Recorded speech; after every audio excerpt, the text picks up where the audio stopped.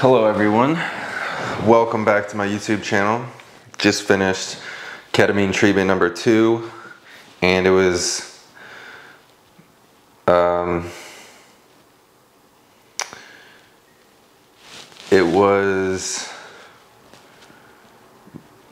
very uneventful compared to the first experience. So my first experience was very heavy, very let's see what the word is, if this is the right word. Yep, it was very cathartic. I cried. So I have a video on the first one, you can go watch it, but I cried very heavily thinking about my parents and feeling like a loss of them, and kind of grieving and mourning that, since I don't have a relationship with anyone in my family, really besides my twin brother, but very much just expunging those emotions of sadness and expunging the emotions of just being sad that I didn't receive the love that I wanted to receive my whole life. And that was really like the majority of that trip. And you know, you're tripping balls. You're like fucking flying through space and shit. Like I was in space, and then I went beyond. I was like in a galaxy somewhere far, far, far away, and then I was seeing a white light and thought that I was meeting death and knocking on death's door, because I'm so sick, and I been going through all these things at that point of dissociation, and just being so far gone, seeing that white light, you know, my brain went to a place of, holy shit, this is death. Something happened, and this is now death, because you know, you transcend out of your body so fast, and you were completely dissociated by every meaning of the word. And so at that point, and I may have said this in the other video too, I was at that point I got scared, and I wasn't ready to die. So I was like, hey Sam, are you here? The nurse that was sitting in there with me, and he tapped my leg. I was like, oh, okay, I'm not dying. I guess I'm not ready to die yet. And then kind of trickled down slowly from that peak of the trip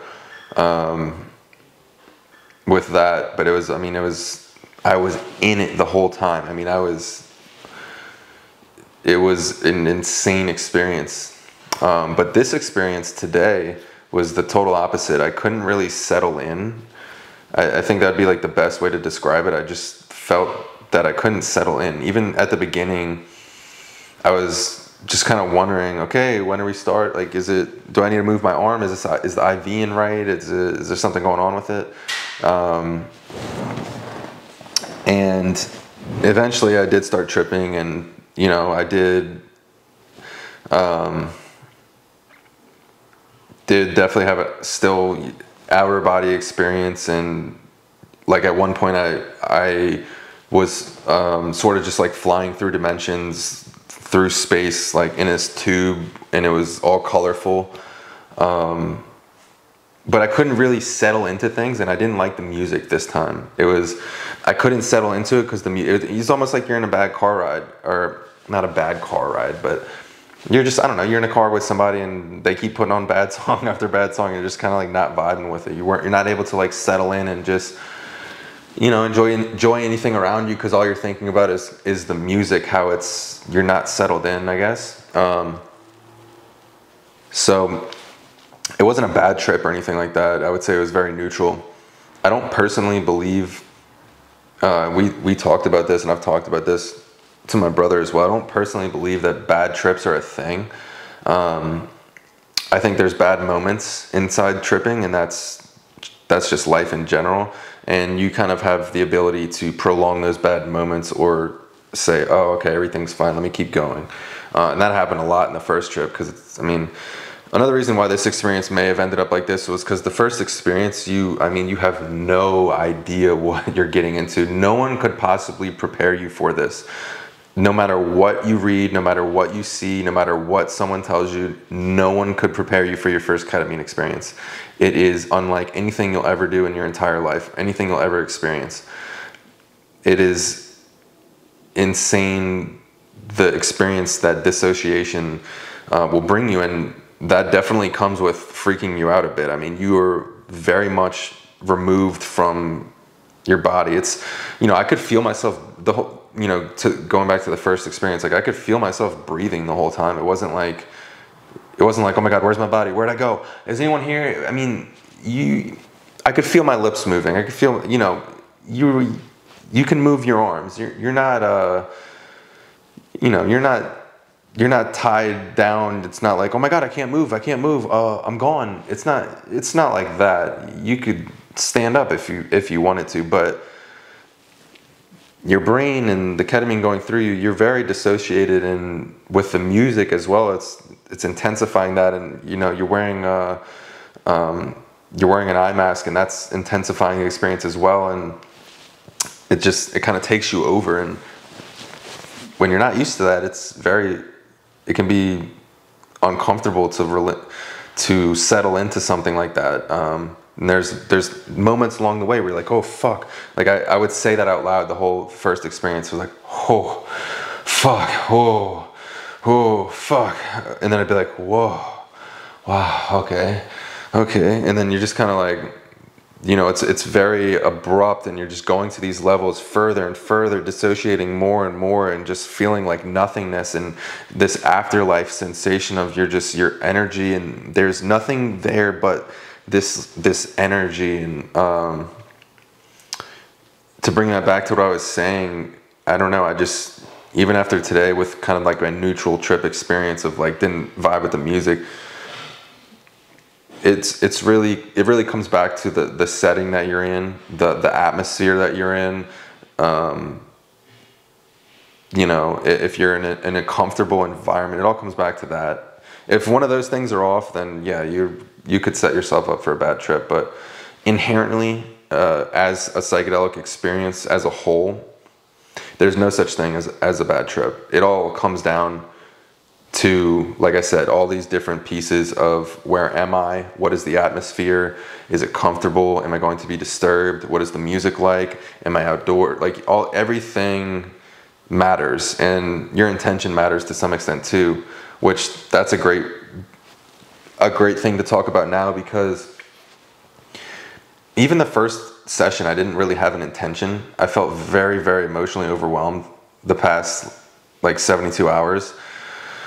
I guess leading up to that first one, especially like the 48 hours, but leading up to that, I was just emotionally drained, just so tired of waking up and fighting for my life every day with this Lyme disease, and just feeling sick every single day, and just exhausted. I don't want to fight anymore. Like, I got this surgery, cool. I work, you know, I've been positive. I'm working through it. I'm healing, cool. But I'm exhausted. And you know, I remember just starting the first session and just starting to cry just based off of that, like not even feeling anything from the ketamine. But then the second it started to hit, it was just like whoop, it was just ripping everything off my body that had emotional layers from trauma, of feelings and emotion that I had for whatever reason, you know, in life not felt to the fullest extent,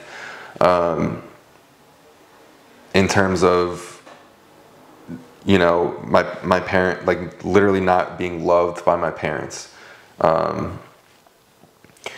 So like specifically my father, and my whole life. And so it was just ripping all of that emotion off of me, and I was feeling it. I was aggressively crying for what felt like 40 minutes. But today, you know, when I was in there, I was just kind of like, is there more of that needs to come out? It was almost like I was like searching around, and it just kind of felt like I had stripped it all. And yeah, I just couldn't settle into anything today. There was no thing that I thought about, or no profound emotional release, or anything like that. I feel very calm right now. It's still definitely therapeutic. I mean, it's I think it's meditation. I think psychedelics are meditation. I think when you do a psychedelic for the purpose of mental health, it's, you know, you are meditating, and psychedelics literally put you in a, quite literally put you in a meditative state. And I guess where I'm going with that is, I don't know, sometimes if you've ever tried to meditate, you may sit there and nothing happens and you're kind of like, oh, you don't get into it.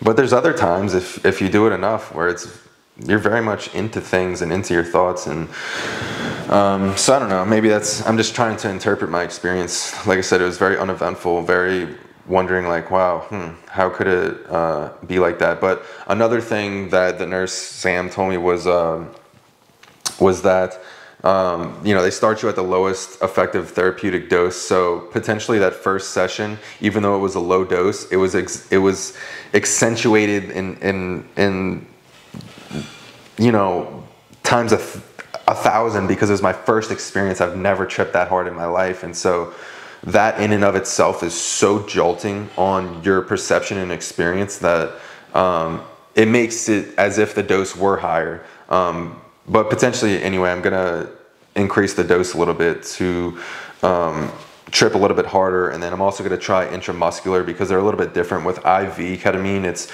a very streamy, it's a very smooth. Hold on one second.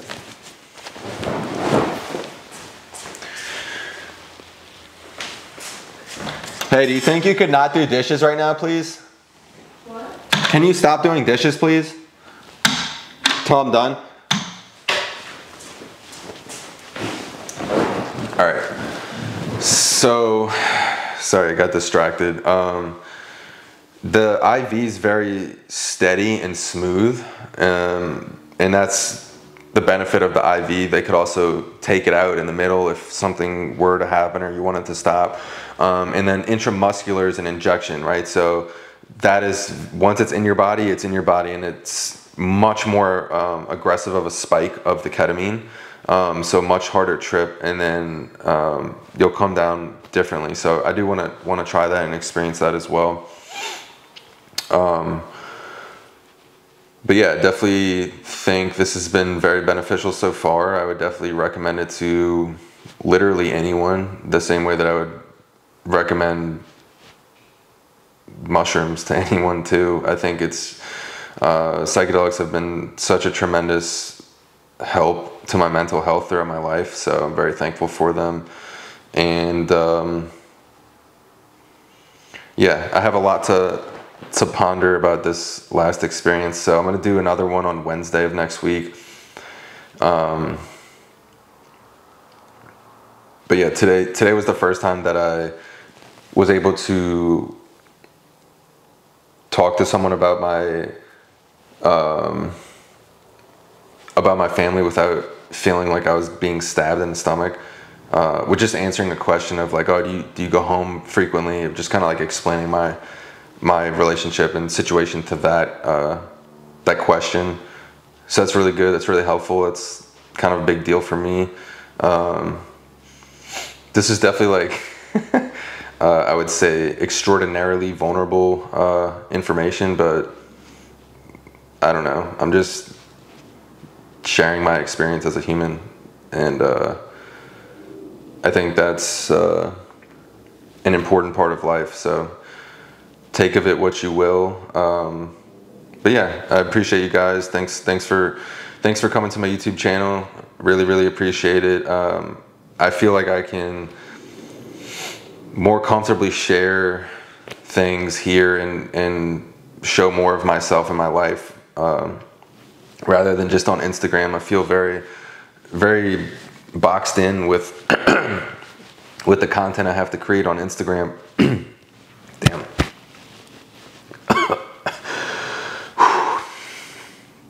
For my business, I don't know what's going on with my throat right now. I haven't eaten or drank anything since 11 a.m. and it's like 5:30 p.m. So sorry about that. But as I was saying, yeah, I feel like I'm kind of boxed in with Instagram and kind of the content I have to make and what I can say and just the time frame that I have to say it. So it feels nice to be able to show a different side of me and connect with you guys on a different level here. So really appreciate the follow, the support. There's going to be more of this to come. I'm going to document literally every session and post it on my YouTube. So see you guys next time. I'm still out here trying to heal. I had a hip appointment. I had to get moved to January, but got a shoulder surgery scheduled on this shoulder for January 3rd, and then we're moving on to the hip, and then hopefully I'm done with this shit.